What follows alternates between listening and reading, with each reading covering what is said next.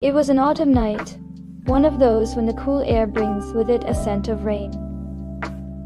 Carlos and I were at home, with the fire crackling in the fireplace and a glass of wine in our hands, talking about everything and nothing. Our relationship had always been based on open communication, and that was one of the reasons why, after 10 years of marriage, we were still so close and in love. Before continuing the story, I ask you for a second to give a like to the video. It doesn't bother you at all, and it helps me a lot. Let's continue. The firelight cast dancing shadows on the ceiling, as we smiled, recalling funny anecdotes from the past. Then Carlos looked at me in a different way, with a mixture of curiosity and hesitation, as if he was about to say something bold, but wasn't sure how I would take it. "Love, I've been thinking about something," he began, and my heart skipped a beat. His words usually preceded intriguing conversations or unexpected proposals, and I was ready to be surprised. "You don't have to feel obligated, but I wanted to share an idea. A fantasy of sorts." I smiled softly and settled a little more on the couch, bringing the cup to my lips. "You have my undivided attention, love. You know, I like it when you speak frankly." Her dark eyes sparkled in the firelight, reflecting that cross between love and desire that always made me feel alive. It was a rare connection we had, and though we talked about more unusual subjects, there was always trust and respect. I wondered what he would have in mind this time, but decided to wait, letting the moment evolve naturally. I felt my breathing slow and deepen, as a slight shiver ran down my back. Carlos took a sip of his wine, and then set it down on the wooden table with a slight clink. He took a deep breath, as if trying to gather all the courage he needed. I realized that whatever it was, must be something important to him. "And, lately I've been thinking about how we've always explored our relationship in an open and non-judgmental way," he said in a calm, measured voice. "We've experienced unforgettable moments, traveled, overcome challenges together, and have always been honest with each other." I nodded, appreciating how he recognized the strength of our relationship. Our life together had always been a patchwork of shared experiences, many of which had kept the flame of passion alive. We were not just husband and wife, but accomplices, lovers and friends. "I read something recently," Carlos continued, "and I noticed a touch of nervousness in his tone. A story about a couple who decided to explore their deepest desires together. And I wondered," he paused, looking at me with an intensity that made me hold my breath. "I wondered if that might be something we might want to discuss without fear of judgment." The silence that followed was charged with possibility. The crackling of the fire was the only sound in the room, a background that accompanied our conversation naturally. I felt my heart beat a little faster. Curiosity was pushing me to ask more, but I let Carlos continue at his own pace. "Talk about what, Carlos?" I asked, keeping my tone light, even if a slight tension showed in my voice. I knew him well enough to know that when he hesitated this long, it was something important. Carlos smiled, trying to ease the tension, but his eyes remained serious. "It's nothing for you to worry about, but it's an idea that intrigues me, a desire I've had. But I want you to know that if it makes you uncomfortable, we'll just forget about it, and that's it. However, if you're interested, we could explore it together." I leaned my back against the couch, taking a moment to process his words. Carlos was never impulsive. His ideas, no matter how bold, were always the result of deep thought and a sincere interest in my feelings. I knew that if I mentioned it, it was because it really meant something to him. "You know how much I appreciate your sincerity," I said, taking his hand and interlacing my fingers with his. "Tell me what's on your mind, unfiltered." His eyes softened, as if my answer had lifted a weight off her shoulders. I've read about couples who choose to share experiences with each other, not for lack of love or desire for each other, but to explore new facets of their intimacy. I wondered if, hypothetically, that might be something we might want to discuss unhurried and unimpressed. My mind was filled with conflicting images and thoughts.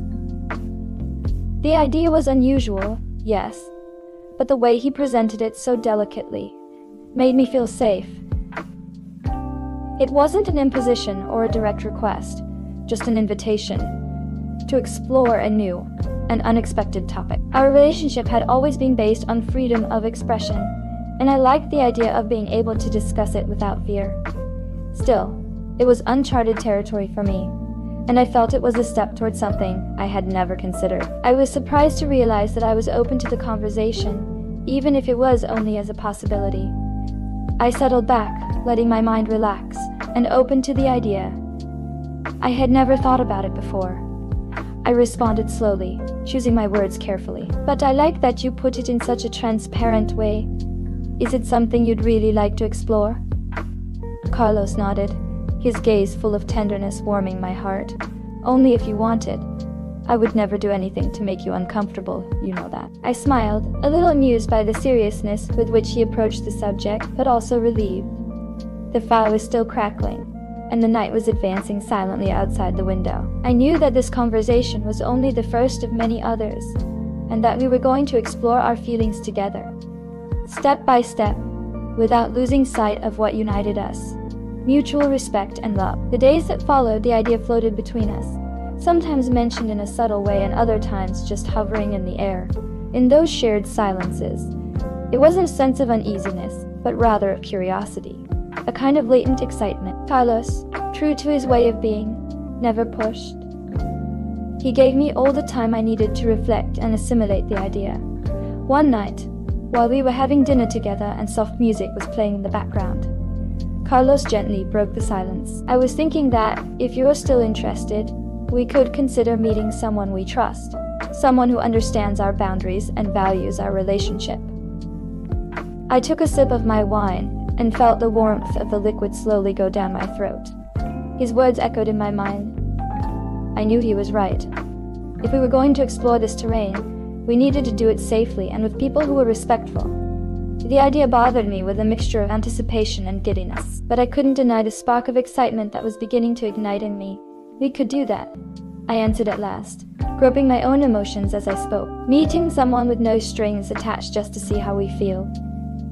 Carlos nodded, and I gave a glint of relief and excitement in his eyes.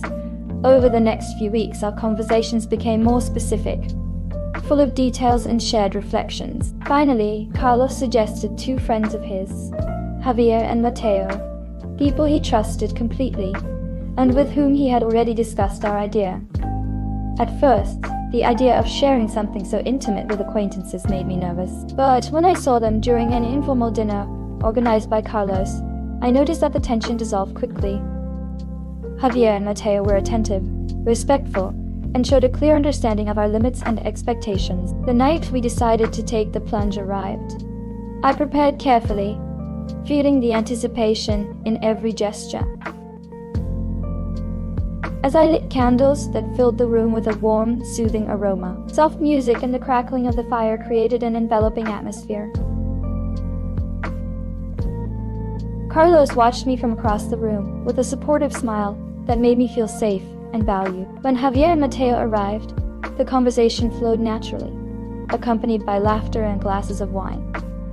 The night progressed, and the atmosphere slowly changed, becoming more intimate. I felt the temperature in the room rise, and the gestures and glances became charged with meaning. Carlos looked at me with complicity and trust, and at that moment, I knew we were ready to take the next step. The evening continued, and little by little the conversation and laughter gave way to an expectant silence, charged with possibilities.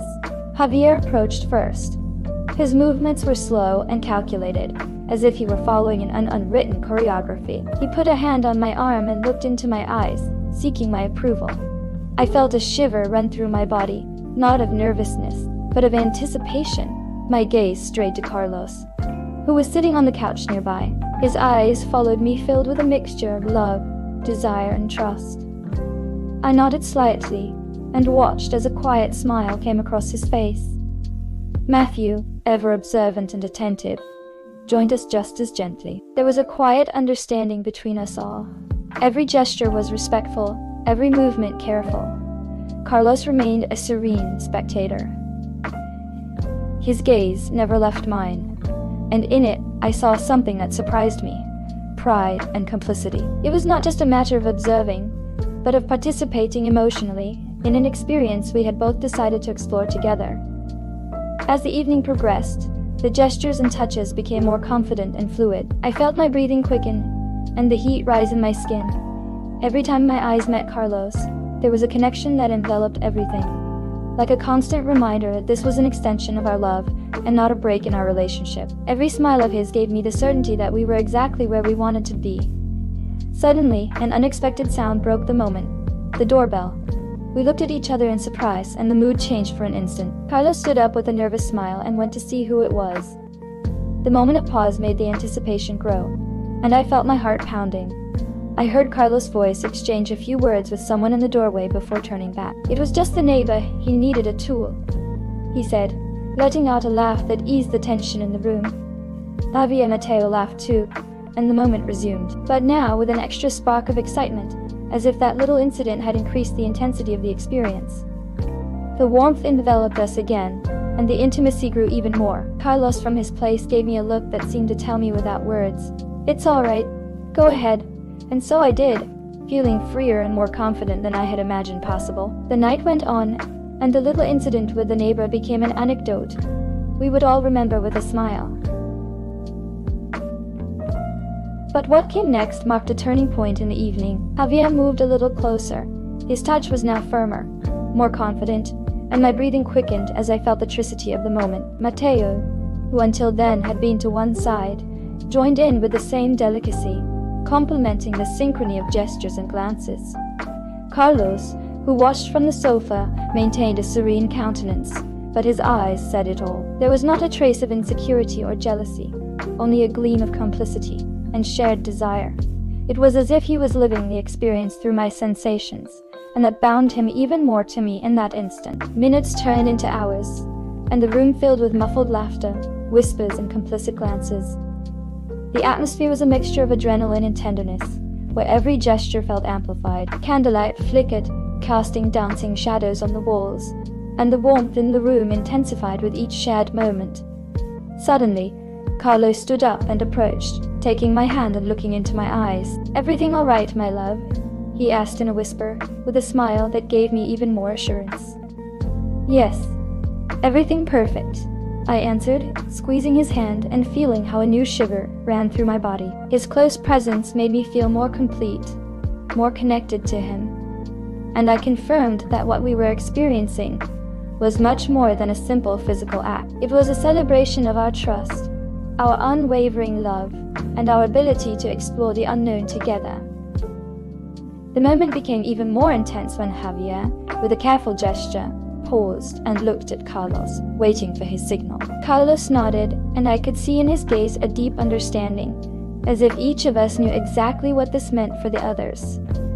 It was a dance of emotions and consensus, where respect and communication were the protagonists. The night progressed until tiredness and calmness began to take hold of us. The candles had almost completely burned out, leaving only a soft glow in the room. When it was all over, Javier and Mateo said goodbye, with sincere smiles and words of thanks. "Thank you for trusting us," Javier said, and I could feel he meant it. Carlos hugged me tightly once we were alone, his hands around my waist and his breath in my ear. "You are amazing," he whispered, and I felt my heart fill with love for him, for what we had built together, and for the adventure we had decided to live without fear. We stood in silence, looking at each other, knowing that night would mark a before and after in our relationship, a shared memory that would unite us even more in our love story. The story is over, but if you want to hear other stories of secrets and lies, click on one of the videos you see on the screen. And remember to subscribe to the channel to receive new stories every day.